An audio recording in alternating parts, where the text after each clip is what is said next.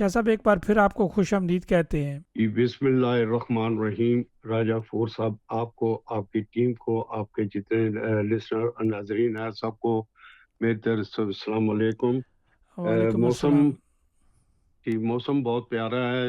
इस वक्त 18-19 डिग्री गर्मी है, और हल्के हल्के बादल छाए हुए हैं, और कभी धूप कभी बादल। लेकिन जो पेश हुई है कि मौसम जो है शाम को हो सकता है कि यहाँ पे बादल बरसे, लेकिन किस वक़्त बरसे ये कोई भी नहीं जानता कि किस वक़्त वो आएँगे, क्योंकि बाज़ औक़ात ये कहते हैं कि तूफ़ान आने वाला है, और जब वो थोड़ी-सी हवा चलती है लेकिन तूफ़ान नहीं आता। तो ये सब कुछ अल्लाह पे डिपेंड करता है कि कौन-सा उसका दुनिया उसकी है, कैसा मौसम होता है। तो राजा साहब, लोग बहुत एन्जॉय कर रहे हैं, और अब छुट्टियाँ जो हैं, काफ़ी लोगों की छुट्टियाँ जो हैं कल से ख़त्म हो रही हैं। काफ़ी बान हेमन जो हैं वो दोबारा खुल रहे हैं। तो काफ़ी लोग जो हैं वो क्योंकि लोगों ने मुख्तलिफ टाइमों में छुट्टियाँ ली हुई हैं। कुछ की छुट्टियाँ जो हैं वो कल मंडे को ख़त्म हो जाएँगी। लोग बान हेमन में बच्चे जाने शुरू हो जाएँगे। कुछ जो है वो अगस्त के पहले हफ़्ते में ख़त्म होंगी। कुछ स्कूल वगैरह जो हैं वो 3 या 5 अगस्त तक ये स्कूल वगैरह भी खुल जाएँगे। तो इस तरह फिर जो ज़िंदगी का एक पिया है वो दोबारा चल पड़ेगा। जी, राजा साहब। तो शाह साहब, सियासी पहिया आज कब चलेगा? देखिए जी, इस वक़्त तो 2 सियासी पिया यहाँ पे गर्म है। एक डेनिस सियासी पिया, और दूसरा जो है वो मैंगो सियासी पिया। और जो मैंगो सियासी पिया है वो तो 8 को यहाँ पे एल्बर्टसोन में दोबारा लगने जा रहा है। और वो 8 अगस्त को, और उसके बाद एक जो है वो 14 अगस्त मनाई जा रही है।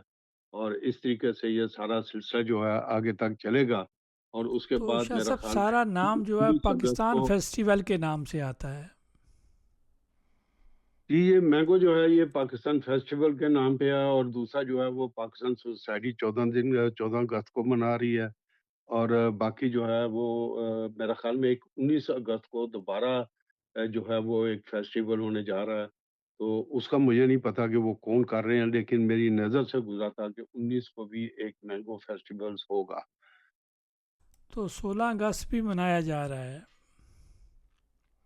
जी, अब लोग दिन मनाएँगे कोई 12 को, लेकिन जो ऑफ़िशियल जिनके अनाउंसमेंट्स हो रही हैं, जिनका फ़ेसबुक पे या सोशल मीडिया पे आ गया है, तो उनका तो हमें इल्म हो जाता है। लेकिन जो सिर्फ़ अभी अंदाज़े लगा रहे हैं कि हमने क्या करना है, क्या नहीं करना, तो चलें शाह साहब, कौन से ऑफिशियल गेस्ट तो आने। 14 अगस्त को पाकिस्तान एम्बेसी में होता है, परचम कुशाई होती है। तो वो तो हर साल की तरह उसी तरह होगा। तो शाह साहब, अब जो सियासी मौसम है ये बिल्कुल ठंडा पड़ चुका है, छुट्टियों पे चला गया है। खाली सोशल मीडिया पे जो है वो ज़िंदा रहना चाहते हैं सियासतदान। देखिए जी, इस दफ़ा सियासतदानों के बारे में जो है वो काफ़ी ले-दे हो रही है। सिर्फ ये नहीं कि हम रेडियो पे ही उनसे बात करते हैं, बल्कि अब अवामुल नास जो है, आम लोग जो हैं वो भी बात कर रहे हैं कि क्या फ़ायदा है ऐसे यंगस्टर्स का, क्या फ़ायदा है ऐसे लोगों का जो अहले ज़बान होने के बावजूद हमें कुछ इन्फॉर्मेशन नहीं दे रहे। तो ये चीज़ें जो हैं ये काफ़ी गड़बड़ है। आप ये देखें कि 11 दिन के अंदर 11 दिन के अंदर यहाँ पे 7 छुरियों के हमले हुए हैं कोपेनहेगन के अंदर। और ये बहुत बड़ी बात है कि 11 दिन में 7 हमले होना, और उनके अंदर सिर्फ़ सारे फ़ॉरेनर्स हैं, मेजॉरिटी फ़ॉरेनर्स की है, क्योंकि यूक्रेन के हमारे यहाँ के रहने वाले, दूसरे आगे-पीछे बहुत सारे लोगों के नाम जो हैं वो पुलिस ले रही है। और ये पब्लिक प्लेसों के ऊपर जो है ख़ुसूसी तौर पे मेन स्टेशन पे, या पब्लिक प्लेस जैसे फील्ड्स हो गई, सेंटर्स हो गए, इनके अंदर इस तरह की लेकिन बदमाशी शाह करने साहब, से ये जो जो है। जितनी जो कारोबारी ये जगह हैं या पब्लिक प्लेसेस हैं, यहाँ तो हर तरफ हर कोने खुरदरे में भी जो है वो कैमरे लगे होते हैं। कोई चीज़ तो छुप नहीं सकती शाह साहब यहाँ से। जी, वो छुपती नहीं, वो पकड़े जाते हैं, लेकिन ज़लालत ये है कि वो खुद तो अपने दिमागी या रंजिश की वजह से किसी के ऊपर वार तो कर लेते हैं, लेकिन उसके बाद बदनामी जो है वो सारे फ़ॉरेनर्स की हो जाती है।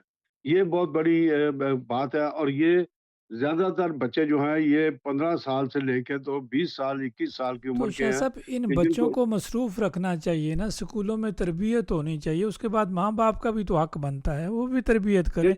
कुछ बच्चे जो इंसाफ भी नहीं मिलता तो बच्चे जो हैं वो अपना जहनी तौर पर डिस्टर्ब हो जाते हैं, इंसाफ नहीं जब मिलता।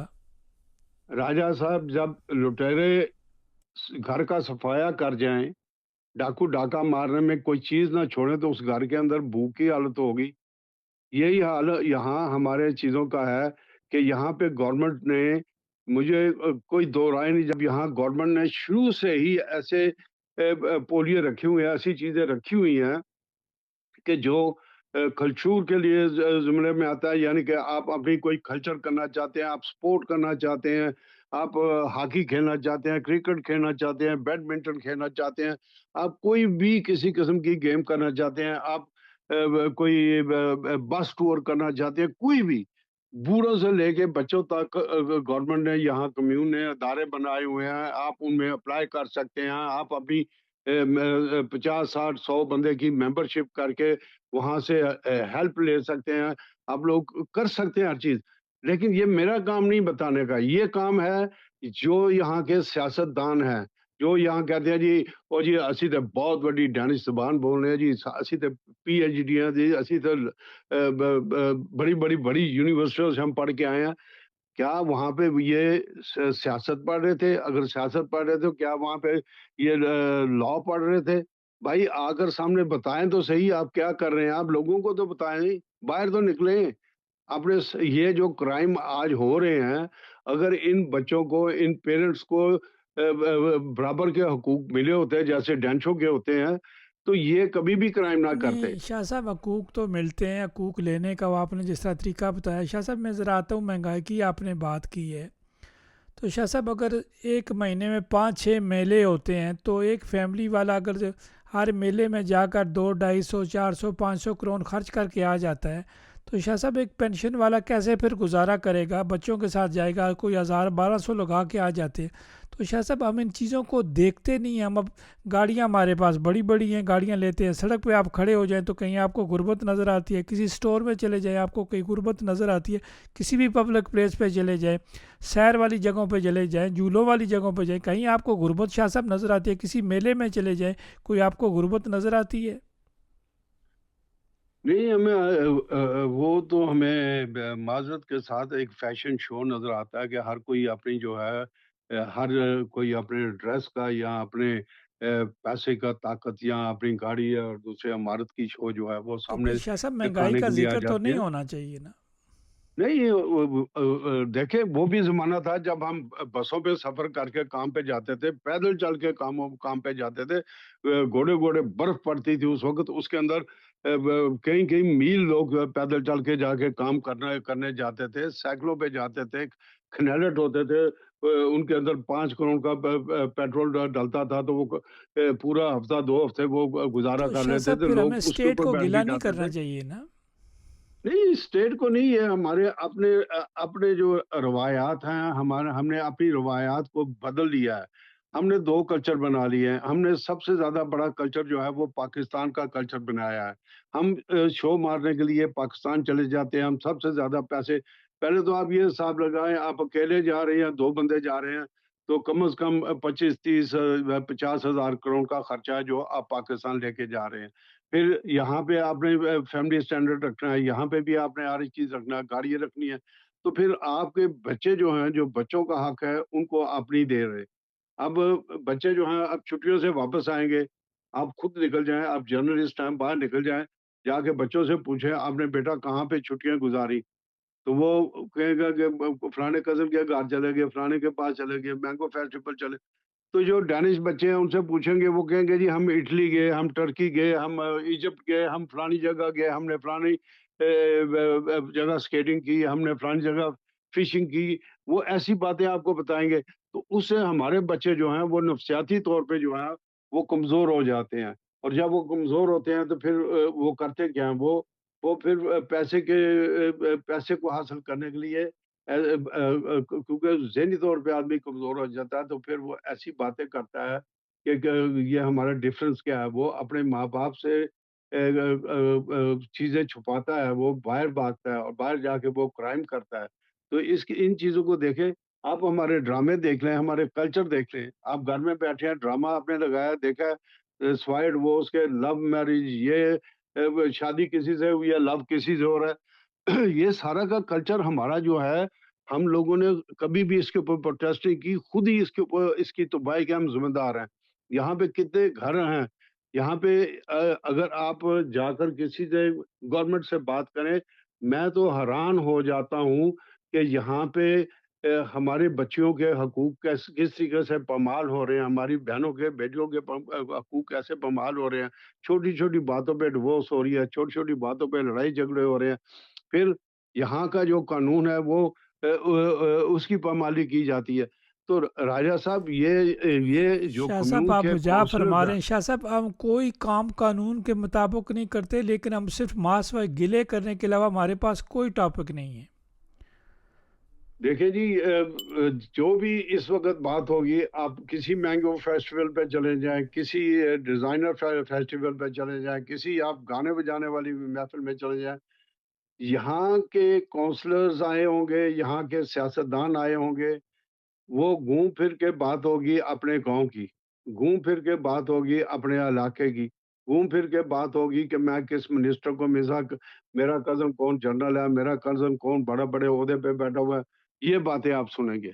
लेकिन हकीकत कुछ और होती है, हकीकत बिल्कुल बरअक्स होती शाह है। साहब तो आते हैं, बात दोबारा असल वापस आते हैं। शाह साहब आपसे ये सवाल भी करते चले, शाह साहब इलेक्शन, जमहूरी इलेक्शन होना उसको अप्रिशिएट करना चाहिए। जमहूरी जितने इलेक्शन होंगे बेहतरी आएगी। तो शाह साहब जहाँ गुर्बत होती है, जहाँ आपको 20-20 40-40 लाख लगाने की जो है वो इजाज़त होती है अपने इलेक्शन कैंपेन में, करोड़ों अरबों का इलेक्शन हो जाता है, जलसे जुलूस हो जाते हैं, बड़े बड़े लीडरान जाते हैं, उनकी खातर तवाज़ा होती है। तो शाह साहब जब इतने अखराजात करने के बाद जमहूरियत फिर भी उस तरह की नहीं आती, गिले शिकवे शुरू हो जाते हैं, आपस में कन्फ्लिक्ट शुरू हो जाते हैं, तो जो लोग बनते हैं जिन्होंने लगाया होता है, फिर वो उन्होंने अपना पूरा भी करना होता है और उसके बाद गिले शिकवे शुरू कर देते हैं, जी फ़लाँ हुकूमत ने ये कर दिया, फ़लाँ मुल्क ने ये कर दिया, फ़लाँ इस्टेब्लिशमेंट ने ये कर दिया। शाह साहब अपने करतूत हम ठीक करने के लिए तैयार नहीं हैं। शाह साहब इसकी क्या वजह है? इसकी सबसे बड़ी वजह ये है कि जो शोबाज़ी के लिए या अपने क्रिमिनल एलिमेंट्स को छुपाने के लिए जो उनका कारोबार होता है उसको छुपाने के लिए वो सियासत में आ जाते हैं। और जब वो सियासत में आते हैं तो फिर उसको ताकत देने के लिए वो ऐसी हरकतें करते हैं कि लोग जो हैं उनके अंदर फ्रस्ट्रेशन ज़्यादा से ज़्यादा हो। अब आप ये देखें कि आपने बात की तो आपने पाकिस्तान की तरफ इशारा किया है। वहाँ पे एक बच्चे को डॉक्टरी पढ़ने के लिए जो है, वो एक मामूली से मेडिकल कॉलेज के अंदर सिर्फ़ जो उसने डिपॉज़िट कराना है वो 25 से 30 लाख रुपया है। अब वो 25 से 30 लाख रुपया कहाँ से लाएगा? उसको कौन देगा? क्या उसको कोई एसू मिल रही है, बैंक लोन दे रहा है या क्या कर रहा है? इसी तरीके से इंजीनियर इन्होंने एजुकेशन को इतना इतना गंभीर, इतना ज़्यादा महँगा कर दिया है कि लोग जो हैं और बस शोशा और कुछ सबसे बड़े मुजरिम हम हैं जो फ़ॉरेन कंट्रीज़ में रहते हैं। मैं अपने आप को भी इसमें शामिल करता हूँ क्योंकि मैं इस माशरे का एक हिस्सा हूँ। हम लोग जब वहाँ जाते हैं बच्चियों की, बेटों की शादियाँ करते हैं, 1 महीने के लिए हम जाते हैं टोयोटा लैंड क्रूज़र और बड़ी-बड़ी गाड़ियाँ हम वहाँ पर रेंट पे ले लेते हैं और फिर वहाँ पे शो मारते हैं, ये हमारी कोठी। तो अब उनको ये पता नहीं है, उन लोगों को ये पता नहीं कि हम यहाँ किस तरीके से मज़दूरी कर रहे हैं, हम यहाँ किस तरह ये अच्छी बात है कि अब आगे हमारी जो जनरेशन्स हैं, सेकंड और थर्ड जनरेशन ये अच्छे-अच्छे ओहदों पे यहाँ पे लग गए हैं। लेकिन इससे पहले तो हम सब मज़दूर थे। यहाँ पे कौन-सा डॉक्टर था, कौन-सा इंजीनियर था, कौन कुछ था। लेकिन शाह यहाँ पे हम साहब सब आपसे मज़दूरी जानना करते थे चाहेंगे, 70s और आपके 80s में। शाह साहब आप अपने तजर्बे की बुनियाद पर बताएं और हक़ाइक़ की रोशनी को सामने रख कर रोशन करें। शाह साहब क्या यहाँ डेनमार्क में रहते हुए अपनी सियासी जमातें होनी चाहिए या डेनिश सियासी जमातों में हिस्सा लेना चाहिए? देखिए जी, मैं तो प्रायोरिटी दूँगा कि यहाँ पे डैनिश सियासत जो है उसमें लोगों को बढ़-चढ़ के हिस्सा लेना चाहिए। ख़्वाह वो पाकिस्तानी जमातें क्यों ना हों, ख़्वाह वो पाकिस्तानी जमातें यहाँ रख रहे हैं, उन सबको ये हक़ हासिल है कि वो अपने बच्चों के लिए, अपने बीवी-बच्चों के लिए, अपने साथियों के लिए, अपनी अवाम के लिए यहाँ की सियासत में को सबसे पहले नंबर 1 समझे। यहाँ के लोगों को इनवाइट करें, जो आइन को समझते हैं, जो यहाँ के तरीक़ाकार को समझते हैं। मैं आपको ये बता दूँ कि हमारे 90% बल्कि 90% नहीं 99% जिस वक़्त हमारे यंग काउंसलर पहली दफ़ा इलेक्ट होते हैं, लोगों को गुस्सा तो लगेगा लेकिन मैं हकीकत बोल रहा हूँ, तो उनको ये नहीं पता कि ओम्बड्समैन जो होते हैं, जो लॉ मेकर्स होते हैं, जो यहाँ हमारे कम्यूनों में या अपने मुख्तलिफ अदारों में बैठे होते हैं, वो उनको किस तरह ट्रिकल करना है, उनसे किस तरह हमने सीखना है। वो जब सीख जाते हैं तो 4 साल गुज़र जाते हैं या फिर अगली दफ़ा 4 साल के लिए वो इलेक्ट नहीं होते बदकिस्मती से क्योंकि उनको उनको तजुर्बे थी या फिर अगर वो दोबारा इलेक्ट हो जाते हैं तो फिर वो कुछ अरसे के बाद कहीं अच्छी नौकरी करने उनको मिल जाती है क्योंकि वो सियासत में रहे होते हैं। तो ये याद रखें कि हमारे लोग मेजॉरिटी जो हैं, वो 2 मकासद हासिल करने के लिए सियासत में आते हैं। एक अपनी फैमिली, अपने इलाके में अपना नाम रोशन करना। हालाँकि ये वो ही काउंसलर हैं जो पाकिस्तान में काउंसलर होते हैं। और वही पार्लियामेंट के मेंबर हैं जो पाकिस्तान में होते हैं। तो इनमें कोई बड़ा फ़र्क नहीं। असल में बात ये होती है कि आपका कद-काठ तब ऊपर जाता है जब आप अवाम के लिए कुछ करते हैं। चलो पाकिस्तान में तो फिर वो नालियाँ, सड़कें और लोगों को कुछ ना कुछ तो बताते रहते हैं, कुछ ना कुछ तो करते रहते हैं। यहाँ तो ये भी नहीं होता। यहाँ पे तो 1 मिनट के लिए इनके पास टाइम नहीं कि यहाँ आकर मैं 2 साल हो गए हैं, 2 साल से मैं आपके रेडियो पे ये बा बिल्कुल बगैर किसी खौफ और खतरे के ये बात करता हूँ कि देखें कि पूरे डेनमार्क के अंदर बाउ सर्विस जो है वो जी। उलेनिंग उलेनिंग के साथ जो है वो उलेनी डायरेक्टरेट के साथ वो काम करते हैं। सिर्फ़ जो ये हमारा वेस्टाइन है और कोपेनहेगन यहाँ के लोगों को नेक्स्ट में वहाँ उलेनी डायरेक्टरेट में खुद जाना पड़ता है। तो ये कितना बड़ा ज़ुल्म है। ये क्यों नहीं लोग कहते हैं कि हमारे लोगों को जो है ये सहूलत दें। तो शाह साहब, इससे पता है कि फिर पाकिस्तान की सियासत ज़्यादा बेहतर है बनस्बत डैनिश की सियासत से। जी, एक दफ़ा फिर कहिएगा? तो शाह साहब, इससे तो फिर साबित हो रहा है कि पाकिस्तान की सियासत में ज़्यादा सहूलियात है, डैनिश सियासत में सहूलियात नहीं है। नहीं जी, डेनिश सियासत में सहूलियात हैं। अगर आप अपना दिमाग इस्तेमाल करें, आप अपने आप को सही सियासत में देखें, सियासत जो है आप जब अवाम के लिए 2 किस्म की सियासत है। एक है क्रिमिनल सियासत, जिसके अंदर आप कमाई करना चाहते हैं, आप अपना नाम रोशन करना चाहते हैं, आप अपने आप का कद-काठ ऊँचा करना चाहते हैं। एक सियासत होती है ईमान की, जिसके पीछे आप अपने ईमान को पुख्ता करते हैं, अवाम के लिए काम करते हैं, आप अपने मुखालफिन जो हैं उनके लिए काम करते हैं। क्यों वो उन्होंने बेशक आपको वोट दिया या नहीं वोट दिया, आपको डाउट हो सकता है कि उन्होंने मुझे वोट डाला या नहीं वोट डाला, लेकिन सब लोग जो होते हैं जो आपके एरिया में रह रहे हैं, आप उनके लिए काम करते हैं। तो ये चीज़ें जो है सियासत में तो 2 शाह मुख्तलिफ साहब, चलें तबके। आते हैं ये टेक्सा की तरफ। ये गाड़ियां जो मैं देख रहा हूँ कि वो इक्की दुक्की गाड़ी जो है वो सड़कों पर आ चुके हैं, जो नई कंपनी आ रही है, नए ड्राइवर आ रहे हैं, तो नए मुलाजम आ रहे हैं। शाह साहब, इसमें कोई दो रोशनी डालें इस पर। ये बिल्कुल ग्रीन जो वियतनाम की टैक्सियाँ हैं, इन्होंने बहुत ज़्यादा बंदे जो हैं वो एनसेट कर लिए रख लिए हैं ड्राइवर।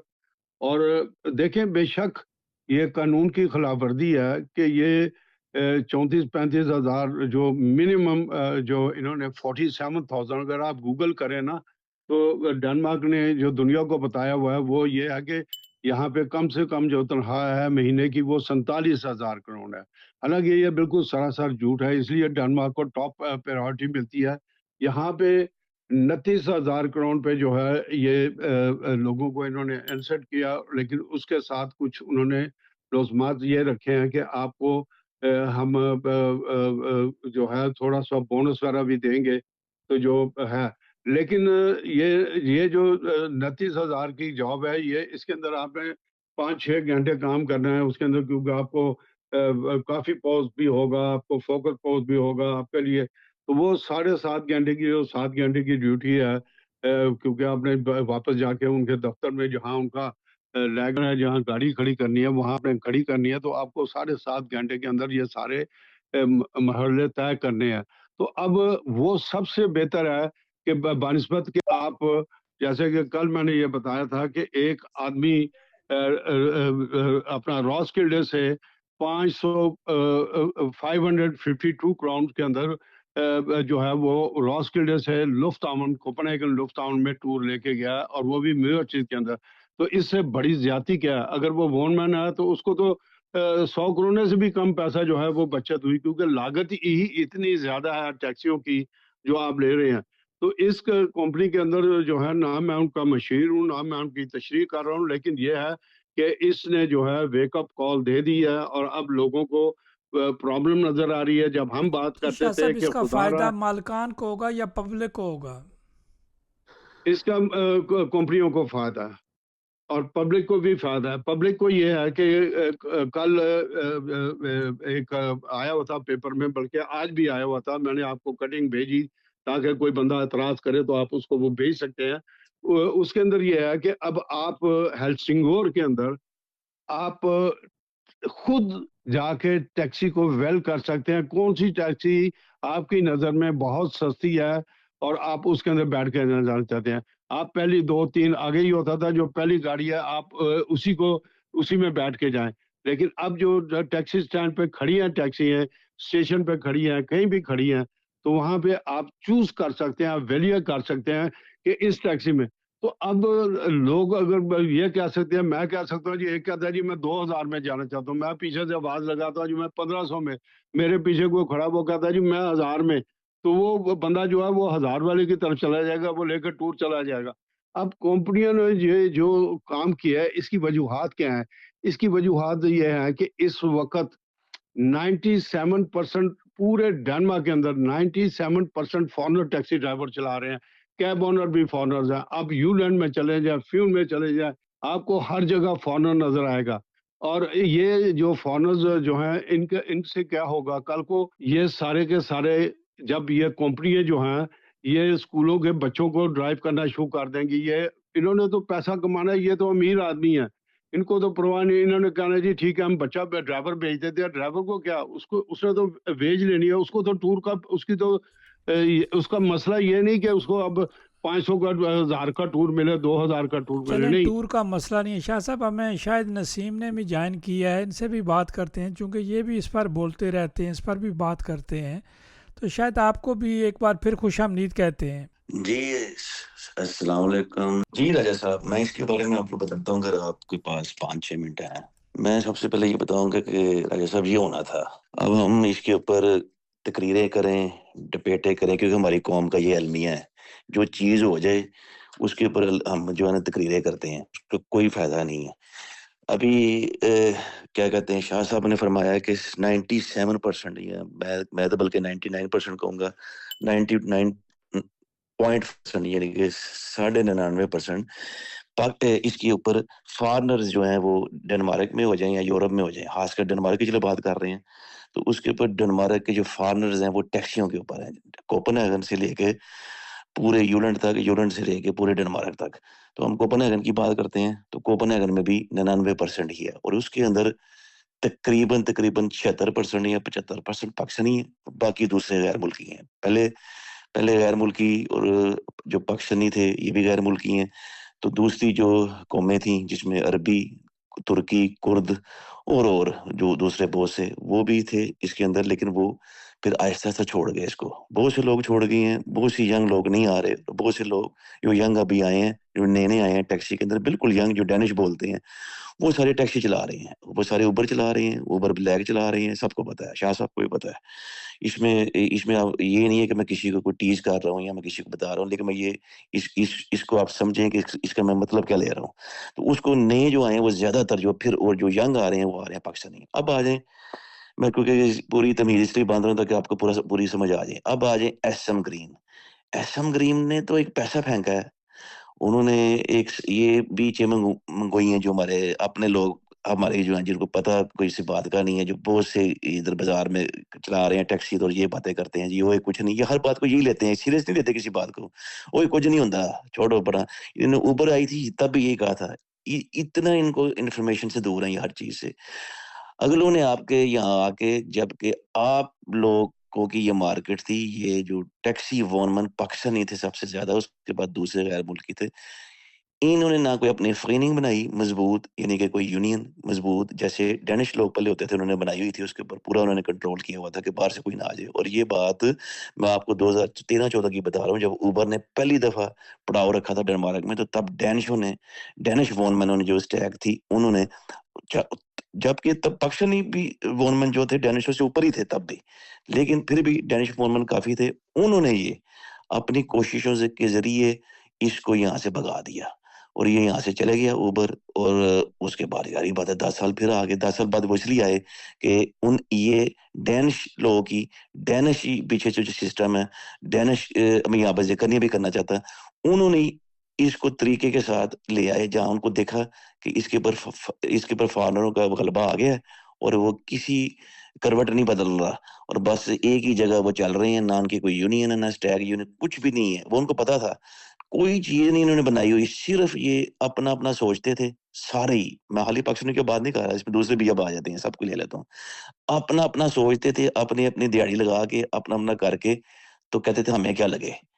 ज़ाहिर बात है बाहर से आके किसी ने वो कहते हैं वो कब्ज़ा कर लिया है और वो उन्होंने उन्होंने वो करना था और वो क्या कहते हैं वो आके वो बिज़नेस कर रहे हैं।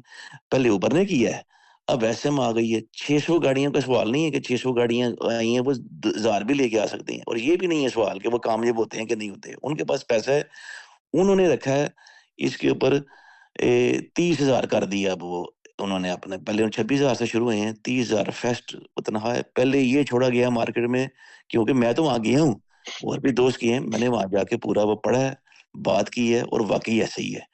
30,000 उन्होंने तनख्वाह देनी है और कस्टमर उन्होंने देना है, उनके पास अभी है या नहीं है। आपने अपने 8 घंटे या साढ़े 7 घंटे जो आपके हैं दिन के, वो आपने लगाने हैं। उसके बाद जो है ना, वो आपको 30,000 मिलेगा और ओ उसके बाद कुछ ज़्यादा काम कर रहा है या एक्स्ट्रा काम कर रहा है, वो दे दे उसको कहते हैं डेनिश में ते ओनी, वो बात की बात है। अभी वो 30,000 दे रही हैं, कामयाब होते हैं या नहीं होते, ये कोई ऐसे ही नहीं है। लोगों वो जो बड़ी-बड़ी जिनके जो बड़े-बड़े फंड हैं, ये फंड होते हैं, ये बड़े-बड़े अमीर लोग होते हैं, ये इनके पास ये पैसा नहीं सिर्फ़ होता, वो कई बिज़नेस शुरू किए थे, बिलियनेयर होते हैं डॉलरों में। और ये यहाँ एशिया में, ये एशिया से आए हैं, एशिया में ये ऑलरेडी चल रहा है, बड़ा पैसा है इनके पास। उन्होंने इधर फेंका है, यूरोप में फेंका है पैसा, यूरोप के कुछ मुल्कों में। और वो उन्होंने 100% कामयाब होना है। उन्होंने बंदे हायर किए हैं। उन्होंने डेनमार्क से क्या कहते हैं जितने भी एडमिनिस्ट्रेशन है जो, सारी डेनिश है, वो तकरीबन सारी वो ली है। उन्होंने पूरा कानून पढ़ा है, पूरा उसका पहले सर्च किया है, कैसे करना है, क्या करना है, वो सारा करके होमवर्क, उसके बाद उन्होंने अपनी गाड़ियाँ जो उनकी अपनी हैं, वो यहाँ पर लॉन्च की हैं। और 600 गाड़ियाँ या 800 गाड़ियाँ, ये कोई भी है, वो मैटर नहीं है। लेकिन वो उनको पता है, उन्होंने ये एक मार्जिन रखा है कि हमने ये पाया तक मील तक 6 महीने में पहुँचाना है या साल तक। वो हर हर हर उस क्या कहते हैं जो बड़ी कंपनी को शुरू करती है ना, उन्होंने एक मार्जिन रखा होता है। इसके अंदर हमने ये सारा कुछ करना है। और फिर वो और ये भी कहा गया है नहीं, नहीं जी ये उबर उसका मुकाबला है। यार जो भी है, आप और मैं आपको ये भी बता दूँ, एसएम ग्रीन खुद ही वॉनमैन है, उबर वॉनमैन नहीं है। उबर में आप वॉनमैन खुद बनते हो, उनका ऐप है। ऐप और ठाक साफिया कंग फेमस ख़ासबा हो गई, डैन हो गई, आमा हो गई, जो भी हो गई, वो एक अलहदा चीज़ है, ऐप एक अलहदा चीज़ है। ऐप सब लोगों ने अपना लिया हुआ बना, लेकिन उबर ये एक इंटरनेशनल ऐप है। वो उबर ऐप जो है, जिसने बनाया था, जिस आदमी ने, उसने वो ऐप बनाने के कुछ अरसे बाद, क्योंकि वो सिर्फ़ अमेरिका में चलती थी वो टैक्सी उबर, उसने वो बेच दिया था। उसको फिर किसी बिज़नेसमैन फंड कोई बिज़नेस जो होते हैं उन्होंने रनिंग बिजनेस ये खरीद लिया, ये ऊबर से खरीद लिया। जिसने ऐप बनाया था वो सिर्फ ऐप बनाता था, वो उसको चला नहीं सका था उस तरह पूरी दुनिया में, वो सिर्फ अमेरिका में चल रहा था। उससे खरीद लिया था उन्होंने, गालिबन 2008-9 को ये अमेरिका में आया था, 2016-17 को ये खरीद लिया गया था। उसके बाद ये फिर बाहर निकले थे पूरी दुनिया में। ये तो ऊबर की कहानी होगी मुख्तसर। अब एसएम ग्रीन, मैंने फिर कहा कि वो ऐसे नहीं बैठे हुए, वो सारा कुछ होमवर्क करके आए हैं। अब उन्होंने ये काम करना है और यहाँ से आपकी जो बालादस्ती है, जिसको मैं कह दूं, मैं ये जारादारी नहीं कहूंगा, बालादस्ती जो थी हमारी वॉन मनी की, वो आपकी इसको लें पॉइंट को। मैं और ड्राइवरों का कुछ नहीं जाएगा वहां पर। जो ड्राइवर काम करेगा वो फर्स्ट रन पे काम करेगा, उसको तो फायदा है। कस्टमरों की तो बात जो कहते थे शाह साहब, वो तो है ही है। कस्टमर को फायदा है, वो तो होना ही है, वो तो ऑलरेडी उनको पहुंच रहा है उबर से भी और बोल्ट से भी। अब इनका मुकाबला होगा, वो एक अलग चीज है। ये प्राइसें कम करेंगे, लेकिन ड्राइवर जो उसमें चला रहा है जाके, वो वहां पर वॉन आपके खत्म हो जाएंगे। ख़त्म हो जाएंगे शायद। ज़रा वो चलते वॉन शाह अच्छा, साहब से मैं जाने एक से पहले, शाह साहब अपना कहना, शायद ये गाड़ियाँ शहर में पार्क कहाँ होंगी, ट्रैफिक का निज़ाम कैसे चलेगा, इतनी गाड़ियाँ आ जाएंगी कोपेनहेगन में?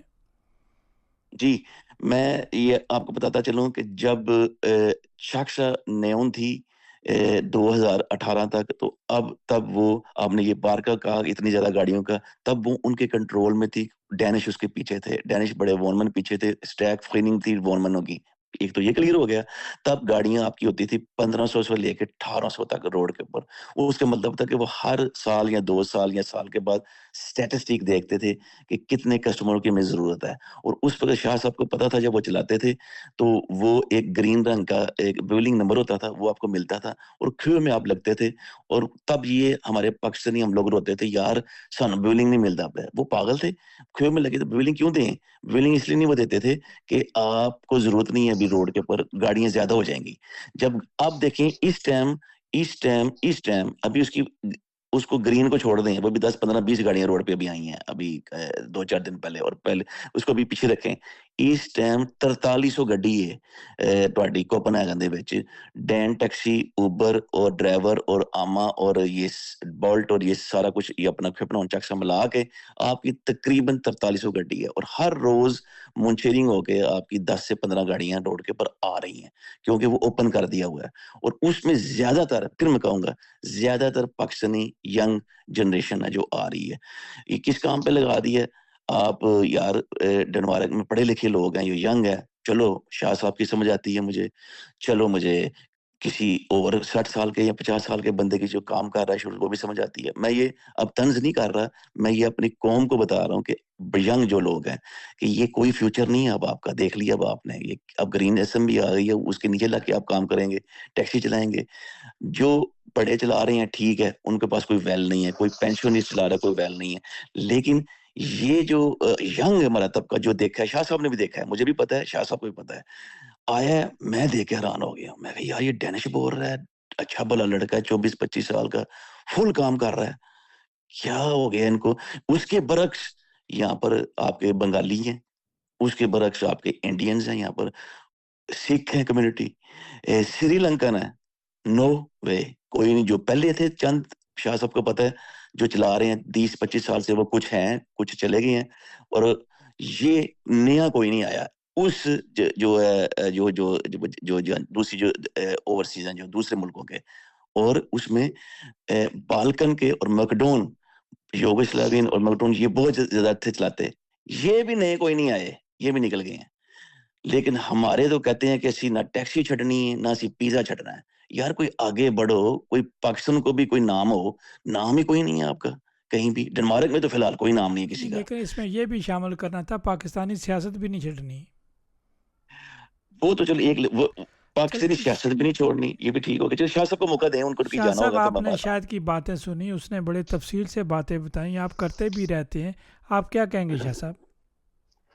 जी, मैं तो बिल्कुल बहुत खुश हूँ शायद की बातें सुन के, कि मेरे बात अगर कोई यहाँ पे अपनी आवाम को कोई एजुकेट कर रहा है, तो वो ये बिल्कुल सही तरीके से कर रहा है। देखें अब फ्यूचर क्या हो गया है, हम फ्यूचर देखेंगे। फ्यूचर ये हो गया है कि जैसे ग्रीन टैक्सी ने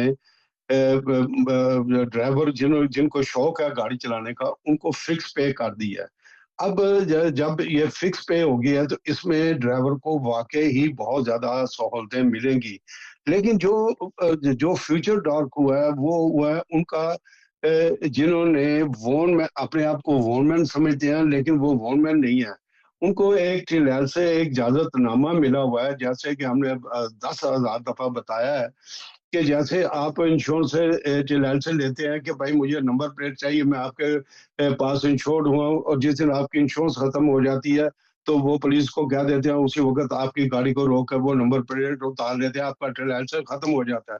ये जो नया उबर कानून बना था, शायद मैं आपके लिए भी ये आपको बात बता दूं कि मैं इस चीज के मुखालिफ था कि उबर यहाँ से बाहर जाए। मैं ये कहता था कि उबर को यहाँ रहना चाहिए। अब वो आ गए हैं, ये अमीर आदमी है, इन्होंने सियासतदानों को भी खरीद लिया, इन्होंने मार्केट को खरीद लिया है, तो अब इनको रहने दें, इनकी मुखालफत ना करें। तो इन्होंने क्या किया, इन्होंने अपनी वॉनमैनशिप जो है, जो तो आपके पास जैसे लंदन में ब्लैक कैब चल रही है, जर्मनी में चल रही है ऐसी, तो मैंने कहा वो उसके साथ उबर भी चल रही है, दूसरी कंपनियां भी चल रही हैं, तो आप ऐसा करें, अपनी वॉनमैनशिप जो है पुरानी इसको रखें, और बकायदा कम्यून जैसे ह्यूमन नेमन देती थी, ह्यूमन नेमन रहे, और वो जो है वो जो बिविलिंग्स हैं या वो चिल्लाल से जो है वो इशू करे। लेकिन इन्होंने ओपन मार्केट कर दी। हम लोग लालच में आए कि हम तो बहुत ज्यादा गाड़ियां रखेंगे, उनको बेचेंगे और इस तरह, लेकिन आगे से उल्टी जूती जो है वो हमारे चेहरे पे पड़ गया। मैं 50 साल से ऊपर मैंने टैक्सी चलाई है डेनमार्क के अंदर, और मैं तो इस चीज से दुखी हूँ कि उस वक्त एक वॉनमैन जो था, एक कैब ऑनर जो था, उसकी बहुत बड़ी रिस्पेक्ट थी। स्वाय अदालत के उनका वो ग्रीन नंबर प्लेट कोई बयान नहीं कर सकता था। अब जो है ये सिर्फ जो जिस कंपनी के अंदर आप काम कर रहे हैं वो जिस वक्त दिल चाहे बंद कर दें, आप उसको चैलेंज नहीं कर सकते। ये डेनिश कानून है। तो सबसे बड़ी शायद इन्होंने ये बात की कि जब उबर को इन्होंने कहा कि आप ऊल ऑडिट हैं और आप यहाँ से चले जाएं, यहाँ की सुप्रीम कोर्ट ने यह फैसला दिया, तो उस वक्त उबर जो थी वो ड्राइवर के रंग में यहाँ पे ऑलरेडी काम कर रही थी, और उसके बाद दूसरी सेल्स के भी इसी तरीके से ऐप पे काम करना शुरू कर दिया था। ये इनकी मन पर इन्होंने क्या किया कि ट्रैफिक मिनिस्ट्री ने उसी दिन जिस दिन उबर को बैन किया गया, उसका हाइप्रो प्रेस पे इन्होंने कंट्रोल जो है को बंद किया। उसका जो डायरेक्टर था वो ट्रैफिक मिनिस्ट्री में उसने जॉब ले ली, और वो उसको डायरेक्टर टिल्स्यून, ट्रैफिक टिल्स्यून का जो था उसको अपना डायरेक्टर बना दिया गया। उसके नीचे ये सारे लॉस वोन और ये वावोन और ये सारी टैक्सी सेल्स के उसके नीचे आती थी। उसने कानून ही ऐसा बनाया, फिर भी इन्होंने कहा कि ठीक है, हम आपको 2019 से लेकर 2023 31 दिसंबर 2023 तक हम आपको ये देते हैं कि अगर आप वॉनमैनों को इस कानून के को पसंद नहीं तो आप आए हमारे साथ बात करें, हम इसको चेंज कर देंगे। तो इन्होंने कहा कि नहीं, हमें यह कानून ज्यादा मंजूर है, क्योंकि अब हर कोई आदमी जो है वो टैक्सी ले सकता है।